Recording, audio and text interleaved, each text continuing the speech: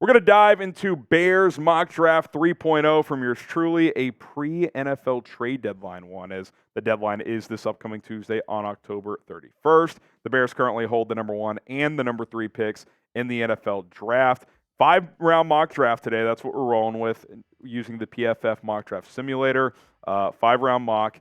And in terms of what the Bears could need next year, quarterbacks definitely on the table. Offensive line, defensive line, wide receiver is certainly in the mix as well. Now, speaking of the trade deadline, will the Bears make a trade before Tuesday? Type Y for yes.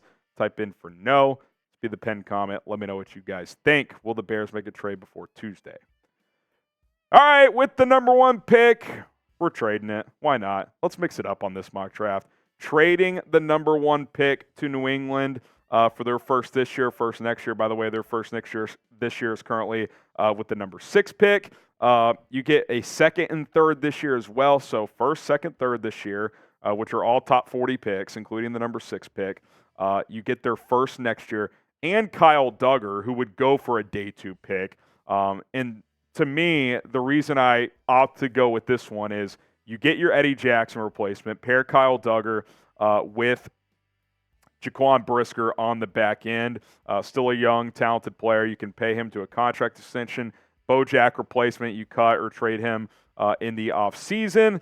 And then you've got a ton of extra capital both this year and next year to work with. Drop from 1 to 6, but remember, you still have the number 3 pick as well. And with that number 3 overall pick, I am going to take Marvin Harrison Jr.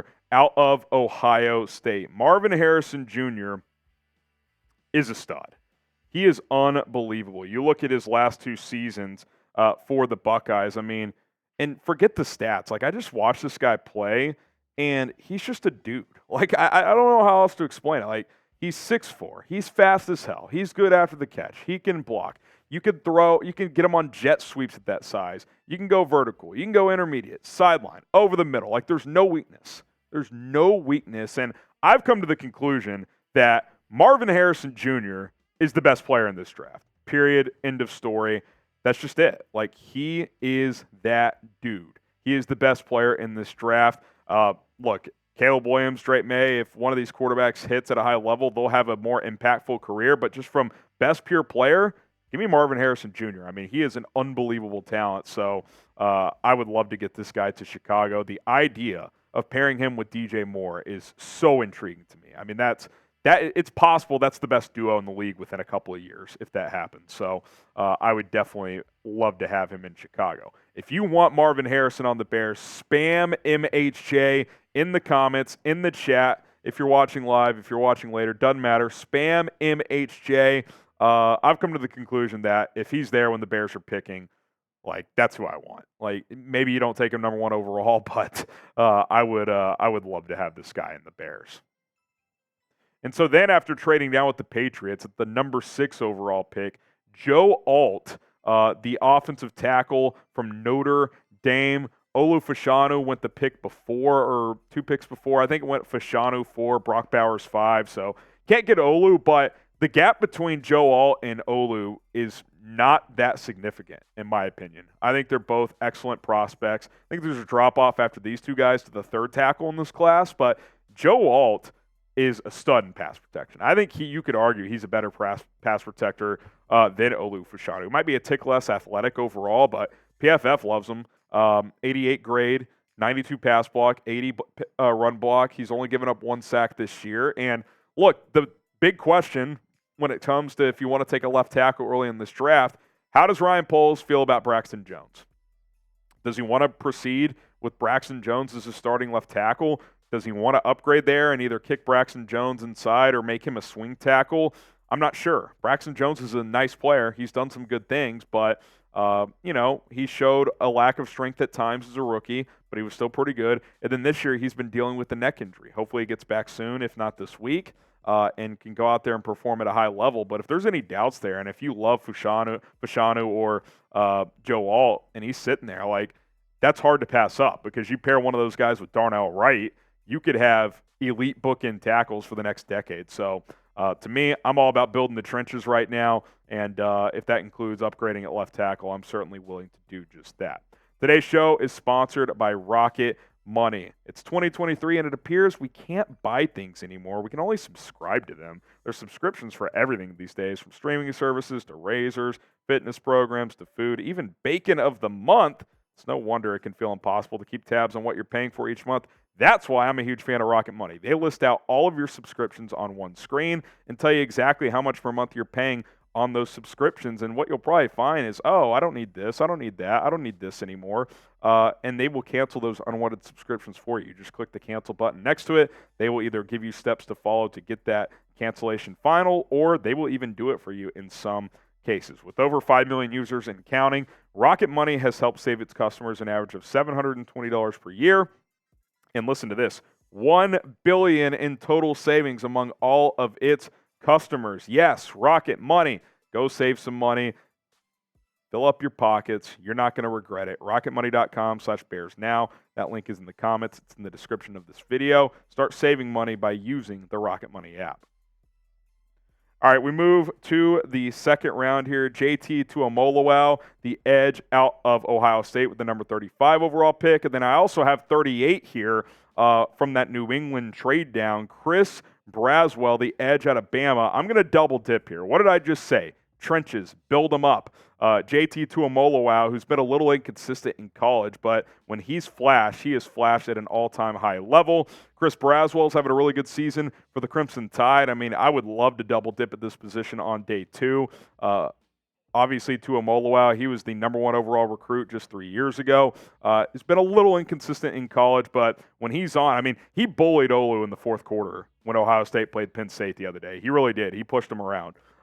Chris Braswell's having the best year of his college career. I think he's moving up draft boards as well. You bring in two of these guys, if at least one of them can start as a rookie, maybe you pair him with a unique Ngakoue next year. Maybe you bring Ngakoue back on another one-year deal. Maybe you go get a Chase Young or a Montez Sweat in free agency. You certainly would have some options, but I think beefing up this defensive line is pivotal, especially at that edge position. You need pass rushers. Both these guys have shown the ability to do it in college. They have the physical tools. They have the mental makeup to come into the NFL and be good pass rushers. So I am certainly open to the idea of double dipping right there.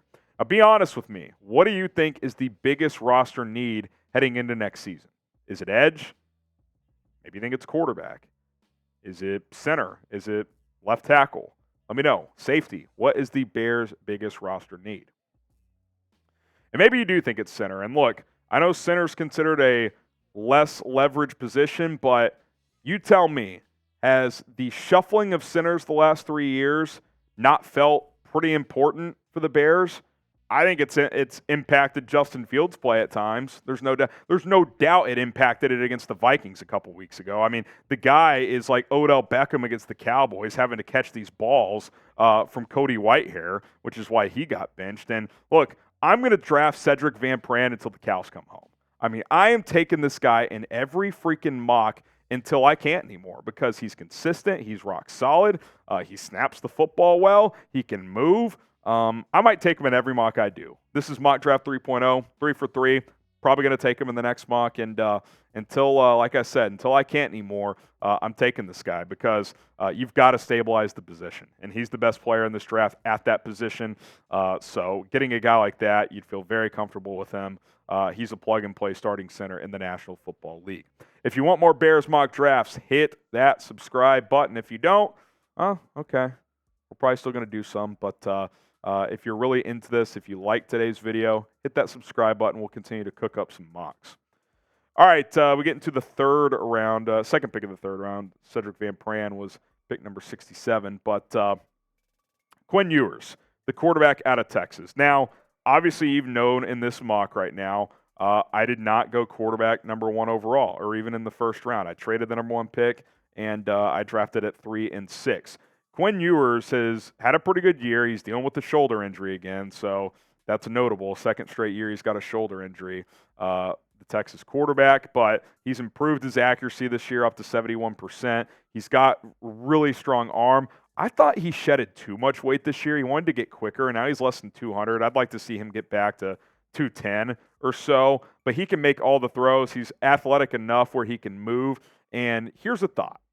And, you know, if you don't get the number 1 pick, or if you just do want to keep evaluating Justin Fields and or Tyson Bagent, who knows how this Bagent thing plays out, could you kind of do the in-between thing? I've made this analogy a couple times. When Jalen Hurts got drafted by the Eagles, no one saw that coming. They're like, Carson Wentz, I know he had kind of one down year, but he's their guy. Well, things can change quickly. What if you're like in between on Fields and you're not quite ready to give up on him, but you still want to turn up the heat on him? This is a deep draft. You could get a guy like Quinn Ewers on day 2. Maybe he goes round 1, but I think with the latest injury, he's more of a day 2 guy right now.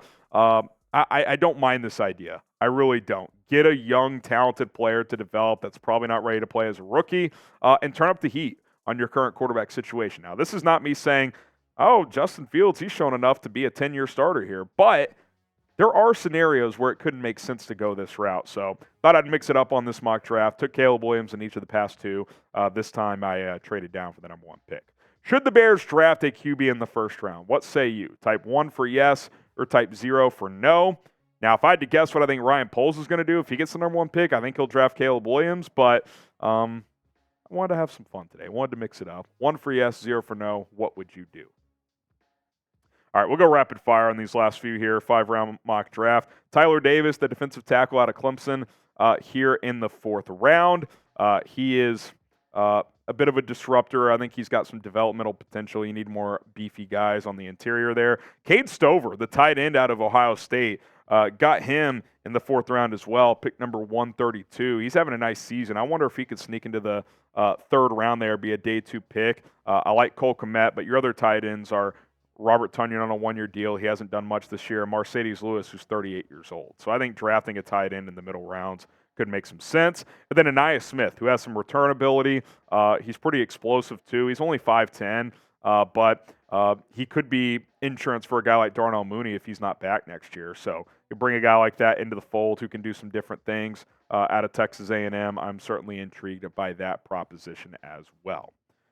That's going to do it for our Bears Now mock draft 3.0. We're going to keep churning these out. If you're interested in that, hit that subscribe button here on the channel, and we're going to have you covered all year long.